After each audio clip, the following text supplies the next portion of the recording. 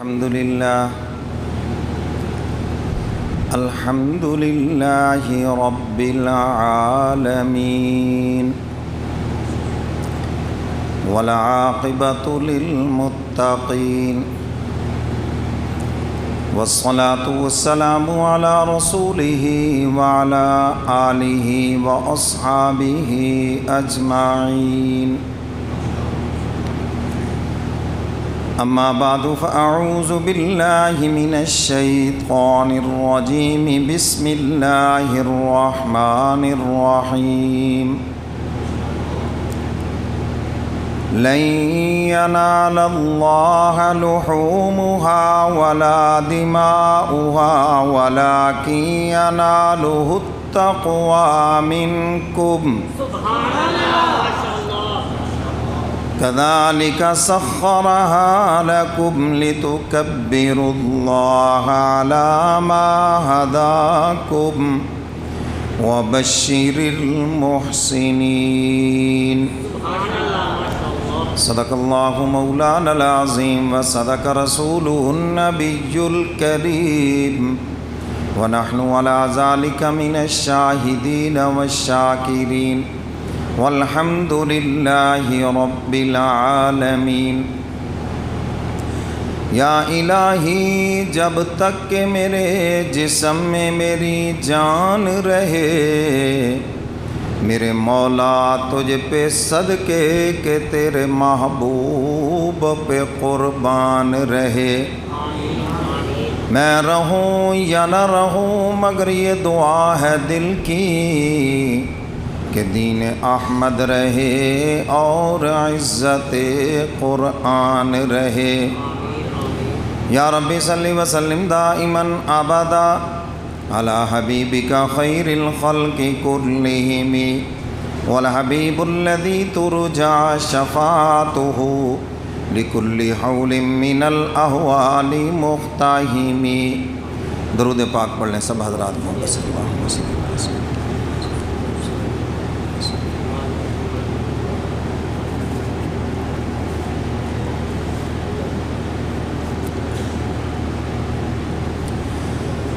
میرے واجب الاحترام معزز حاضرین، سیدنا امیر معاویہ رضی اللہ تعالیٰ عنہ سے روایت، وہ فرماتے ہیں ہم حضور علیہ الصلاۃ والسلام کی مجلس میں بیٹھے ہوئے تھے. ایک اعرابی آیا اور اس نے آ کر حضور علیہ الصلاۃ والسلام کو سلام کیا اور حضور کو یوں مخاطب کیا، یا ابن الذبیحین، اے دو ذبیحین کے بیٹے. کہتے اس نے جو بات کرنی تھی کی، ہم بڑے حیران ہوئے، یہ دو ذبیحین کیا چیز ہے؟ تو ہم نے پھر حضور علیہ الصلاۃ والسلام سے پوچھا، اللہ کے محبوب یہ ابن الذبیحین یہ آپ کا کیا لقب ہے؟ کس نام سے اس نے پکارا؟ ہم بڑے حیران ہیں، کون سے دو ذبیح جس کے آپ بیٹے ہیں؟ تو حضور علیہ الصلاۃ والسلام نے فرمایا، ایک میرے والد حضرت عبداللہ اور دوسرے نمبر پر ارشاد فرمایا حضرت ابراہیم علیہ الصلاۃ والسلام کے بیٹے حضرت اسماعیل علیہ الصلاۃ والسلام. تو ان کے والد وہ کس طرح ہے؟ دادا عبد المطلب نے جب کنواں آب زمزم کھودا تو اللہ تعالیٰ سے دعا کی کہ یا اللہ مجھے آپ 10 بیٹے عطا فرمائیں تو میں ایک بیٹا تیرے نام پہ ذبح کروں گا. منت مان لی. اگرچہ آج یہ منت ماننا حرام ہے شریعت محمدیہ میں، آج اگر کوئی مانے گا تو بالکل حرام ہے. تو اللہ کی شان کے حق تعالیٰ نے ان کو 10 بیٹے عطا فرمائے. اب ایک دن لیٹے ہوئے تھے تو کسی نے خواب میں کہا، عبد المطلب آپ نے تو یہ نظر مانی تھی، آب زمزم کا کنواں کھود کر اور اللہ تعالیٰ سے دعا مانگی تھی یا اللہ مجھے 10 بیٹے دے، میں ایک بیٹا تیرے نام پہ ذبح کروں گا، تو آپ اپنی اس نظر کو، اس وعدے کو پورا کریں۔ آپ اٹھے اور اپنے بیٹوں کو بلایا، بتایا کہ بھئی تمہاری پیدائش سے پہلے میں نے یہ نظر مانی تھی، تو بتاؤ بھی تم تیار ہو؟ اب وہ بیٹے تو اس دور کے، اگر ہوتے آج کے شاید ابا جی کی قربانی کر دیتے ہیں۔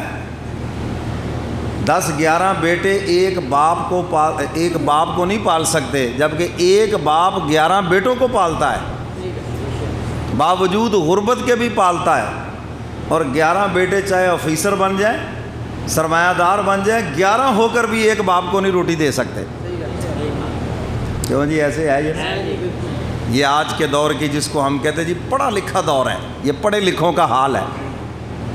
اور جن قوموں کے پیچھے آپ لگ رہے ہیں وہاں اولڈ ہاؤس ہیں، بوڑھے باپ کو جا کے دھکا دے دو وہاں پر، سال کے بعد جا کر ان کی شکل دیکھ لو عید والے دن ہے۔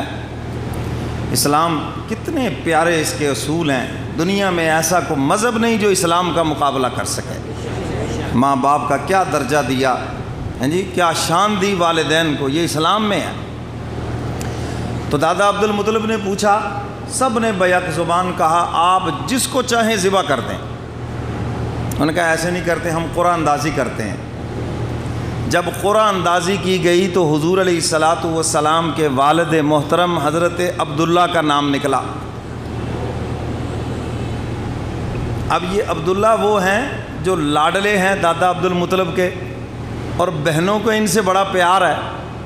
بعض بھائیوں سے بہنوں کو بڑا پیار ہوتا ہے، فطرتی چیز ہے۔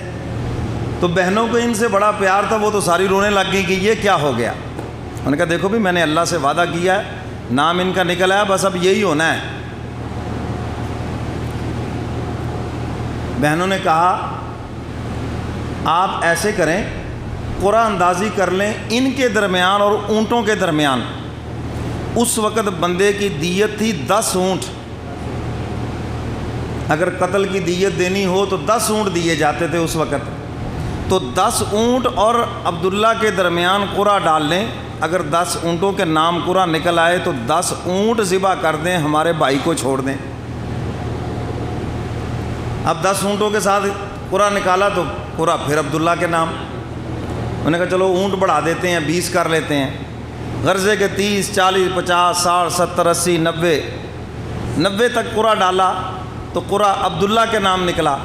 اور جب 100 اونٹ پورے کر کے قرعہ ڈالا تو قرعہ اونٹوں کے نام نکلا۔ اب یہ 100 اونٹ دیت عبد المطلب نے مقرر کی تھی، اور حضور علیہ الصلاۃ والسلام نے اسی کو باقی رکھا، اور آج بھی امت محمدیہ کے اندر یہی دیت رائج ہے۔